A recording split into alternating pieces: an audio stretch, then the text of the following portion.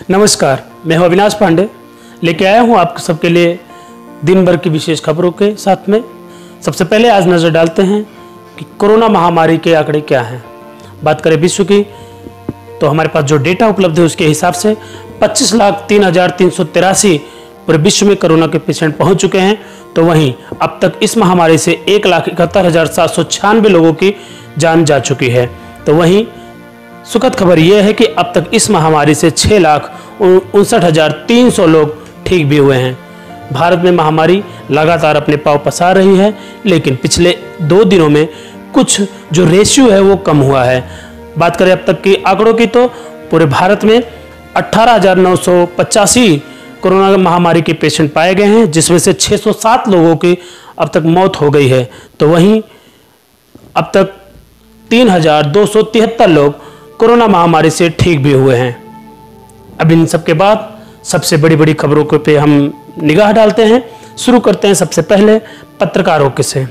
जी हाँ, महानगर पालिका की तरफ से 2 दिन का कैंप लगाया गया था, जिसमें 167 पत्रकारों की जांच हुई, जिसमें 53 पत्रकार कोरोना पॉजिटिव पाए गए, जिसमें इलेक्ट्रॉनिक मीडिया के अधिकांश थे और सभी बड़े से लेके छोटे मीडिया के पत्रकार इसमें कोरोना पॉजिटिव पाए गए हैं, जिसमें बताया जा रहा है कि अब तक 21 से 22 लोग सक्रिय रूप से कोरोना से ग्रसित हैं। सभी को क्वारंटाइन कर दिया गया है, लेकिन इन सब के पीछे सबकी खबर देने वाले का खबर आखिर कौन लेगा, ये भी बहुत बड़ा मुद्दा है। शासन प्रशासन को सामने आके इन पत्रकारों के लिए व अन्य पत्रकारों के लिए विशेष प्रयोग करना चाहिए, जिससे उनको आगे चल के लाभ मिले और वो कोरोना हो जाए या अन्य विपदा आ पड़े तो वो संतुष्टि से रह सके, यानी कि उनके घर का चूल्हा जल सके। महानगर में ही चेंबूर इलाके में और एक संस्था के माध्यम से कोरोना टेस्ट रखा गया था, जिसमें 100 पत्रकारों का जांच हुआ है, लेकिन अभी तक उसका रिपोर्ट नहीं आया है। और रिपोर्ट जब आएगा तो देखना ये होगा कि आखिर कितने और पॉजिटिव निकलते हैं।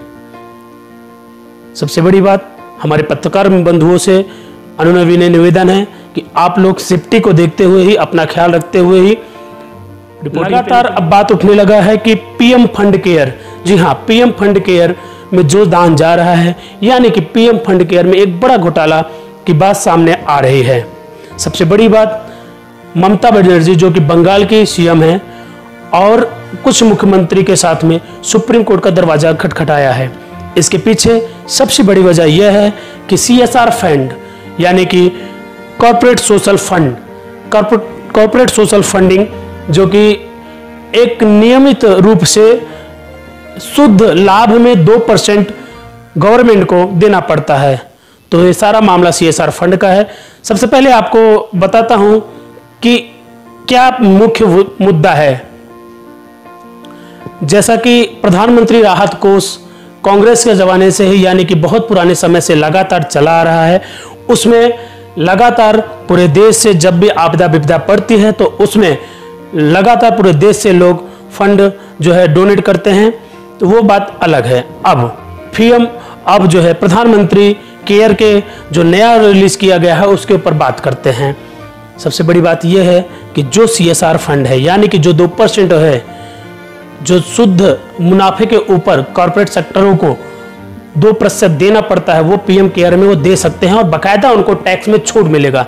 लेकिन यही दोहरा चरित्र ये दिखाई दे रहा है कि जो सीएम राहत कोष है उसमें CSR फंड का लाभ उन उद्योगपतियों को नहीं मिलेगा अगर वो दान देते हैं।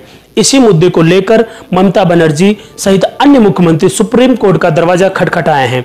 सबसे बड़ी बात, जिस तरह से ट्रांसपेरेंसी लगातार पीएम राहत कोष में दिखाई दे रहा था, प्रधानमंत्री राहत कोष में दिखाई दे रहा था, लेकिन उस तरह से पीएम केयर्स का लेखा जोखा लगातार नहीं मिल रहा है। सबसे बड़ी बात यह है इसके पीछे कि यदि आप जो गवर्नमेंट के नियम के अनुसार फंड कर रहे हैं उसका पब्लिसिटी उनको मुफ्त में मिल रहा है, ये एक बहुत ही बड़ी बात है, जो कि ऐसा नहीं होना चाहिए, अनुचित है। यदि आपके पास पीएम फंड था, राहत कोष था, तो उसमें ही सब करना चाहिए, नया बयान की आवश्यकता नहीं थी।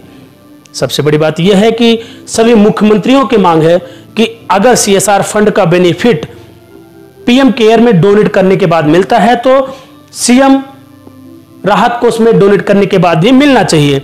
सबसे बड़ी बात यह है कि लगातार जिस तरह से प्रधानमंत्री राहत कोष में ट्रांसपेरेंसी थी, उस तरह से पीएम केयर में ट्रांसपेरेंसी नहीं दिखाई दे रही है और डोनेशन करोड़ों का, अरबों का लगातार आ रहा है, लेकिन उसका लेखा जोखा नहीं मिल रहा है।